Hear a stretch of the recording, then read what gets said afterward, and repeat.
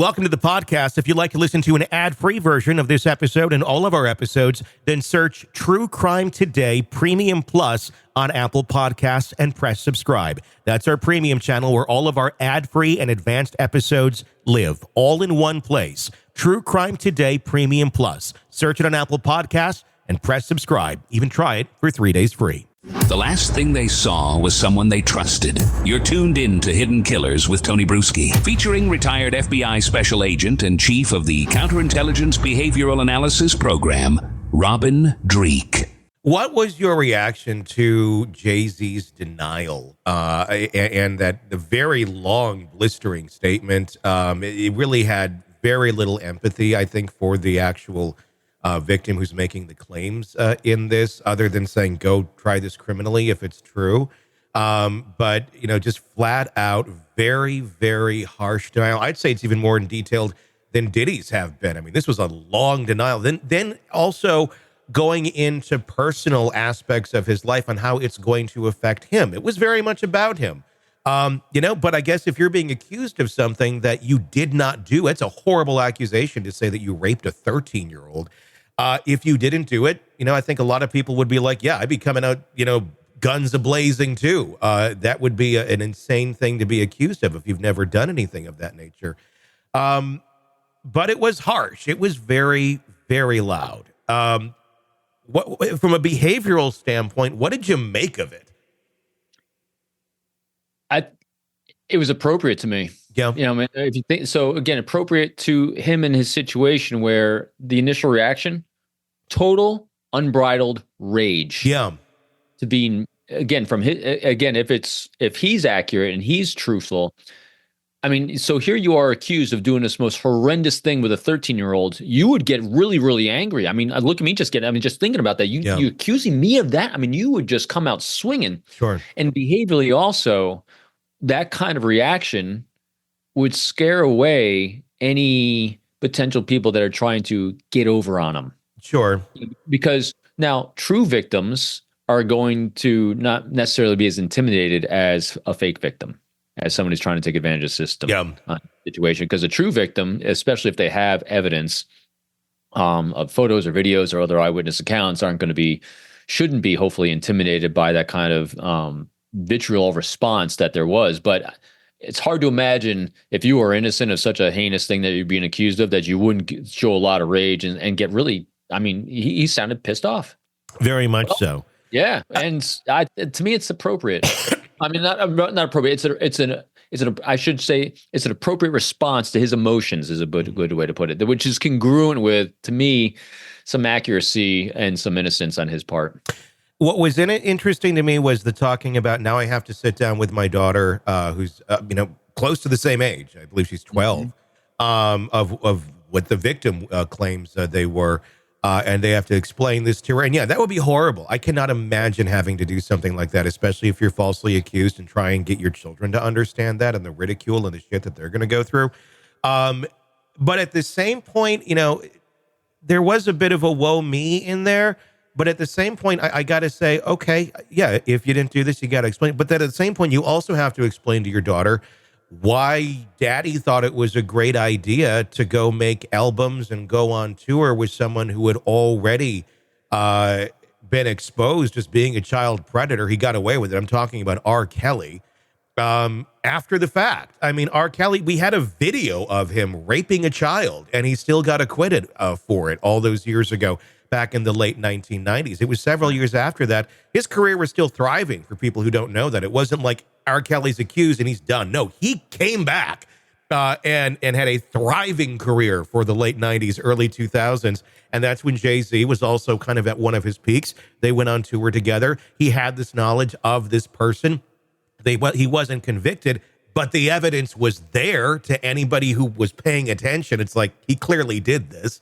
And he said, this seems like a good person to associate myself with and be that connected to, basically forever. I know that the tour ended up getting canceled over some disagreements and such, but, was that just money? Was it the record label saying, look, we want you guys to do this. It's going to pay you guys a ton of money, and money ended up winning out over moral obligation?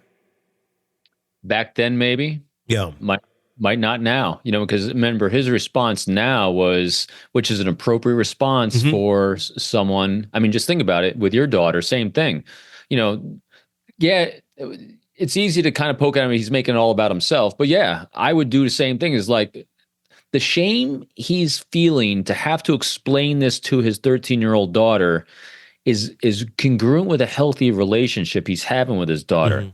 In the cases I've worked that were associated with child predators, that's a response a typical child predator wouldn't have in trying to explain it to their daughter. Yeah.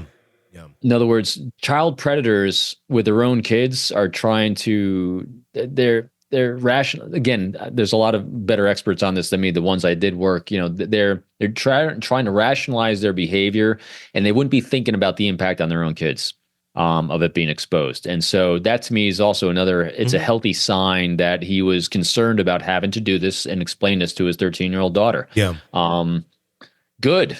I mean, good in the sense of that's an appropriate, he's had appropriate responses to me that I would be expecting someone that didn't do it generally to have. Again, this is not taking away anything from an accuser or a victim. This is just focusing on him and his behavior. And it's all allegations, and he has, of course, as we've said, denied all of it. I mean, just because you were in that industry at that time, if you were popular, if you were big, you would have been surrounded by people, who have these accusations against them. It'd be almost impossible to avoid it to a certain extent. Does that make you that you were involved in those things? No, not at all. The company you keep is one thing, but it's easy retrospectively to look back and go, oh my gosh, they were friends. Also, the public as a whole didn't necessarily have these accusations against this person at that time. We didn't know to a certain extent. There were certainly the rumors, but different place and time. And it may be some looking back and going, yeah, Daddy made some bad choices of who he was surrounding himself with. But it doesn't necessarily make him involved. But there's just a lot of people he was close to that. Yeah. And that could be, again, his response to me was appropriate for who he is today, but doesn't mean that, in other words, he could have a lot of anger and rage and being pissed off because he's being accused, because he also not just, I was taken on the side that he didn't do it, but also he could have the same response of, hey, I grew out of that. That's not who I am today. So you'd have the same emotional, and physiological response to the same thing. So in other words, one could have been, he did it and grew out of it. It's not who he is today, or I never did it at all. Either way, that's not who I am today. And I'm pissed that you're accusing me of this today. So, yeah, I think another possible angle is being angry at these people that he was surrounding himself with, and the liability going, oh my God, like I put my name next to you on an album. I put it on a tour. We're close. We did all these things, and you were doing this in the background, and the kind of liability that created. And now I'm getting connected to this through association. I'd be extremely pissed at those people too, if I had no idea as to what they were doing. I guess the big question is, what did he know about what these people were doing and when? And what was his response? Was it, I'm just going to make music, I'm going to, go and party with these people because they haven't been busted, or I'm completely oblivious because I'm not part of that part of their life?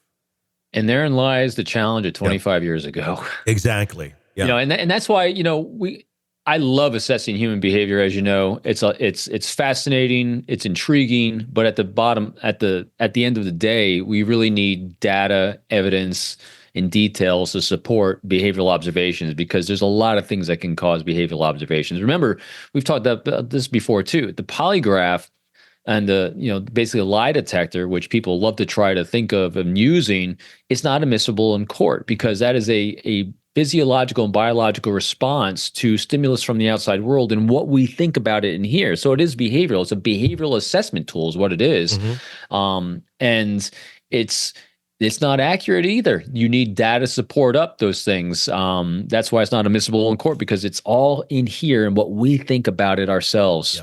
It's behavior shows smoke, not necessarily fire. It's how we interpret that smoke and where it leads us to the details and the data and the evidence we need. Very rarely is it the end state.